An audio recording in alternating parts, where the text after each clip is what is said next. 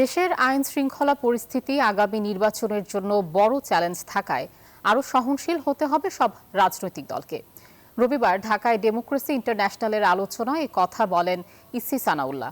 এদিকে রোববার ভোটার তালিকার খসড়া প্রকাশ করেছে নির্বাচন কমিশন। দেশে মোট ভোটার 12,61,70,900 জন, যাতে বেড়েছে 45 লাখ ভোটার। ত্রয়োদশ জাতীয় সংসদ নির্বাচন ঘিরে নির্বাচন কমিশনে চলছে নানান প্রস্তুতি। রোববার ভোটারদের হালনাগাদ তালিকা প্রকাশ করে কমিশন। দেশে মোট ভোটার 12,61,70,900 জন।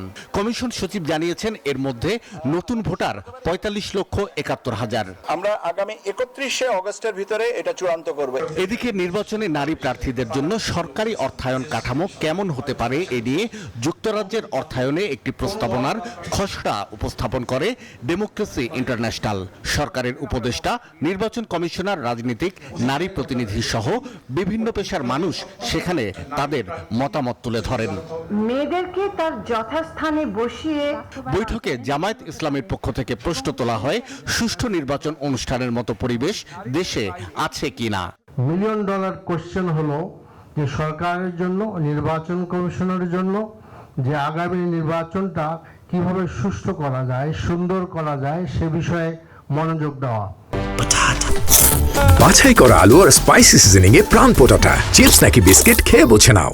আমরা খুব আনফরচুনেটলি দেখেছি গোপালগঞ্জের ইস্যুতে এনসিপির প্রোগ্রামে খারাপ লক্ষণ আমরা দেখছি। এই নির্বাচনকে সামনে রেখে গাজীপুরে একজন সাংবাদিককে নৃশংসভাবে হত্যা করা হলো। এটা আপনার মাত্র 2-3 দিন আগের কথা। উত্তরে নির্বাচন কমিশনার মোহাম্মদ সানাউল্লাহ বলেন, অবাধ, সুষ্ঠু এবং নিরপেক্ষ নির্বাচন নিশ্চিত করতে চায় commission. There would be efforts to foil the election. There will be efforts to undermine the election, and there will be efforts to undermine the electoral integrity. Political party হিসেবে এবং যারা সমাজ নিয়ে ভাবেন, সমাজ চিন্তক, তাদেরকে ভাবতে হবে আমরা বোধহয় খুব বেশি ইনটলারেন্ট হয়ে যাচ্ছি অ্যাজ পিপল।